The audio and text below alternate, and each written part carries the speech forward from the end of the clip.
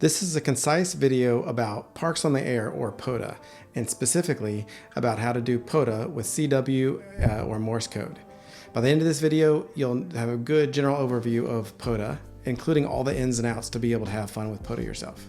And the mission of our channel is really to just encourage people to get on the air with CW, and POTA is a really great way to get started and have a blast. And along the way, we're going to give you specific sample exchanges so you know what to expect, and some of our tips and tricks that we've learned along the way.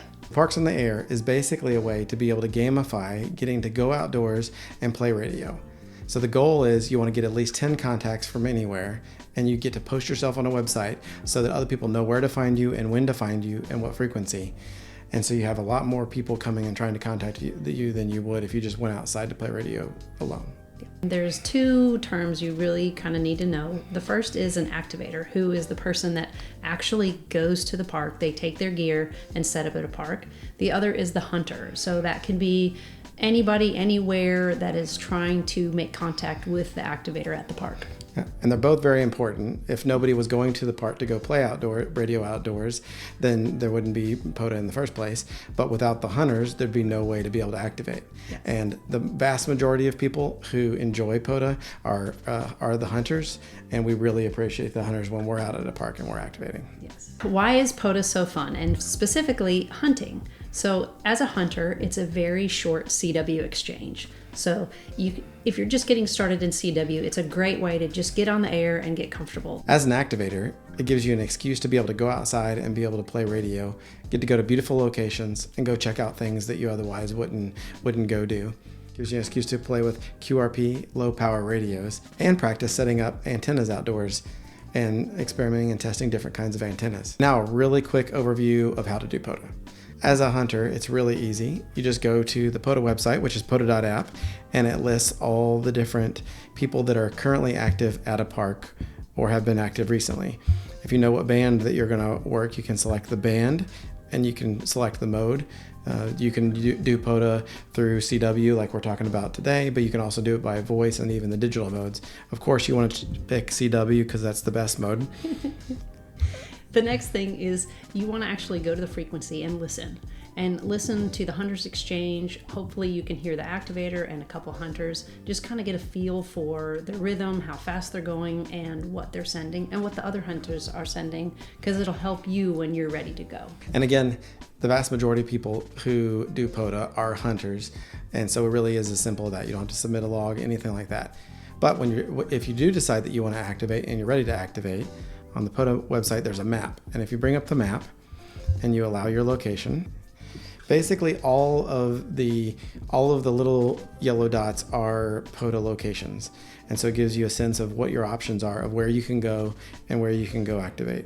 And so once you select which park it is that you want to go to, you can also look and see how many people have activated before. Probably the parks that are either a little bit nicer, easier to get to, easier to activate at, will have more activations. So that might be a good one to start with. The other tip is the yellow dot is very small in the park potentially. So it's a good idea to go to Google Maps or another source to actually find the boundaries of the park itself so you know where to be. So let's say that you picked your park and you're ready to go. Before you go, you can schedule your activation, and this isn't necessary. You don't have to do this. In fact, we never do it. But it's really handy if there's any chance that the park you're going to go to doesn't have internet access, then you can go ahead and pre-register that you're going to be there, what your park number is, and stuff like that. And then with CW, you can get picked up by the reverse beacon network, and then it'll automatically spot you. Another good reason to do CW. If you are going to activate, there is something that you need to know. It's called spotting. Basically, it's where you're saying that I'm on the air, this is the frequency, and this is actually one of the beautiful things about Parks on the Air. You're basically shouting from a bullhorn and saying, here I am, come find me. Yeah, so you're telling all the people that are in front of their computers saying, hey, where are the activations happening? You're basically saying, here I am, dial in and make contact. When you're at the park, what you'll do is you'll just self-spot. You just go ahead and add a spot for yourself. If you're using the Polo app or other apps that have self-spotting built in, then you can just put in the frequency information and then click on the button to self-spot. Another thing is, as an activator, you're responsible for creating your log and uploading it to the POTA website when you're done. So one way you can do it is just use paper. A lot of people prefer to do paper. It's very reliable. We normally do it at least as a backup, and you just write down at least the call sign. Right. The good part about being an activator and POTA is that you really just need the call sign and the time of the contact. So the exchange, it's nice to do the state. It helps you verify that you're contacting the right person, but it's not a requirement. Yeah, same thing with signal reports. It's really handy to know how strong your signal was and be able to reference that later, but the POTA website itself doesn't use that. But in the end, you need to be able to tell the POTA website your log of all your contacts. A really handy way to do that is to be able to use a digital logger. We use an app on our phone called Polo by Ham2K. Thanks, Sebastian. And basically by using that, we can quickly see the name of whoever it is that we're contacting as long as we have internet access. But when we're done, we just export the log as an ADI file, which is the exact thing that both the Parks on the Air and the Summits on the Air website accepts. So when you're done, you just make sure you got everything right, upload your logs, and then that gives credit to not only you as an activator, but also to the hunters that contacted you. And now for the part that you probably were really looking forward to. We're going to do the sample exchanges so that you know all about it. The fun part, yes. As the hunter, I've just gone to the POTA website, and I can see that Becky's activating right now. I figured out what frequency she was on, and so I've tuned to that frequency, and I've been listening, and I can hear that she's transmitting. So now I'm waiting to hear for the next transmission. I'm the activator. I'm at a park. I just spotted myself on the POTA app, and the first thing I'm going to do is call CQ. So I'm going to say CQ POTA, DE, meaning this is. I'm going to say my call sign, N4BKY, and a K. Then I'm going to listen. And then I'm going to send N4FFF.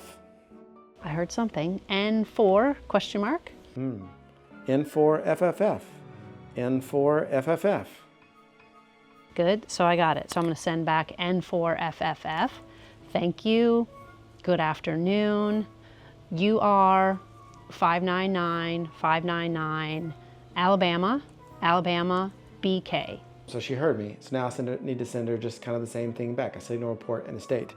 BK, thank you. Good afternoon. And signal report 579 Florida, BK. Okay. BK, thank you. I'm going to confirm and say Florida. Then I'm going to say 72 dit. And then I'm going to send dit. Okay, so that's basically it in a nutshell. Now we're going to do the same thing, this time actual Morse code, so you can hear what it sounds like using the abbreviations. So just got here, got spotted, calling CQ.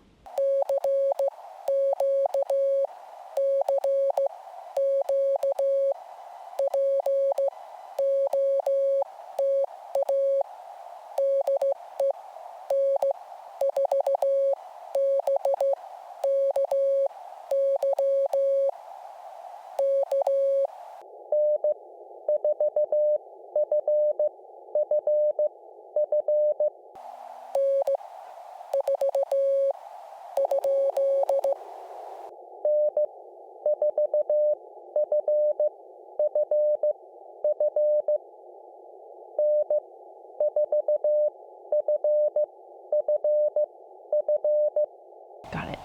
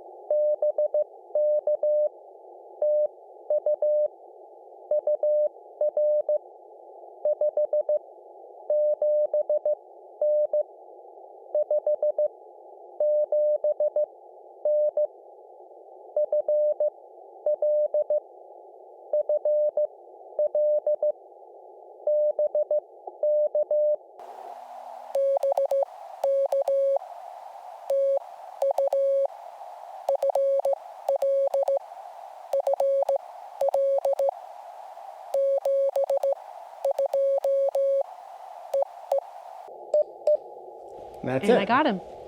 Now a few quick tips about doing POTA. The first one is use a cheat sheet. So the first time that I ever hunted, I printed out a sample exchange. That way, as I listened to a couple rounds of it and I went myself, I know what they looked like.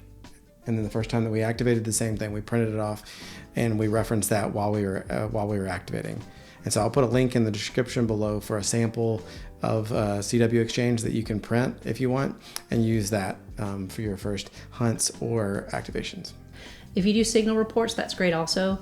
And if you're new and you're hunting for the first time and you're not really sure what to send, it's okay. A lot of times people just send 599, 599. That's normal. Yeah, there's a lot of things to keep up with. And Yes. if you're like right on the edge, struggling to get the call signs, to get everything else, we've all been there. And you can worry about the more precise signal reports later. Yeah.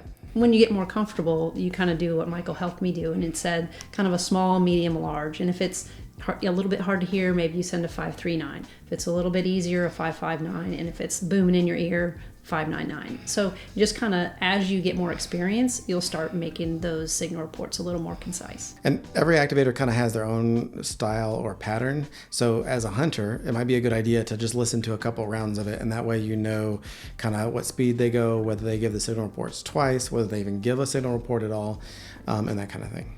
If you're worried about activating because you're afraid of those pileups that come in where you send your CQ and you send your call sign and all of a sudden it's crazy, like don't stress about it. We all have that moment where it goes out of your brain. You don't hear anything. So as a CW operator, learn to send a question mark. It's okay. If you can narrow it down a little bit, like if you hear a K or a W, that's usually in the prefix. So send a K and a question mark. And then hopefully that's narrowed it down so that you can start picking out more letters, numbers to get the whole call sign. And we still have some more tips we want to share with you, but that's really it in a nutshell. That's pretty much what I would want to have learned as a hunter when I first got it started, and then eventually when we went to go activate. Just remember, it's all about the fun. So be patient with yourself as well. Now that we've gone over the basic exchanges, we're going to give you a few of the tips and tricks and some helpful things that we've learned as hunters and activators since we've been doing this. My number one tip is that's definitely helpful for activators is if the activator calls a question mark, only come back if you're pretty confident that that matches your call sign. It makes it a lot easier to get through pileups and stuff like that. And I totally get it. I've been there too. When you're learning CW and you're barely on the edge of even recognizing your own call sign, you may not even hear all the other stations that are on there. You can only hear the activator. And so you may think you're the only one coming back, but it's definitely helpful if you only come back when you're sure that they've gotten you. And don't worry, if they were really calling you and you didn't come back, they're still going to call a question mark again and you'll still have a chance. Right. Next, about spacing and how often to give your call sign. So as an activator, I always appreciate it if everybody just gives their call sign once and gives me a chance to try to get it. But then if I actually call a question mark because I've gotten part of it, I would definitely appreciate it if they go ahead and give their call sign twice. I guess everybody's got different preferences. And regarding space is always helpful. So if you're super duper fast and you realize that the activator is going slower, but you don't have the ability to quickly turn down your paddle speed, no big deal. Just give plenty of space between the characters, and it makes it a lot easier when you're out in the field and you're scratching yourself with mosquitoes and all that kind of stuff. Yeah, I think as a hunter, you might be in the comfort of your own home sending, but you're never really sure what's happening on the other end. And sometimes there's dogs running away after squirrels or who knows what's going on. And so a little bit of space and a little patience is super helpful if you're a hunter. If you are planning on activating and you're wondering what the best band to use is, personally, my favorite is 20 meters. And not just because of the fact that our main QRP radio is only 20 meters, that was on purpose. During the summer months, 40 meters is not really open a lot of times during the day. 20 meters is a little bit more versatile.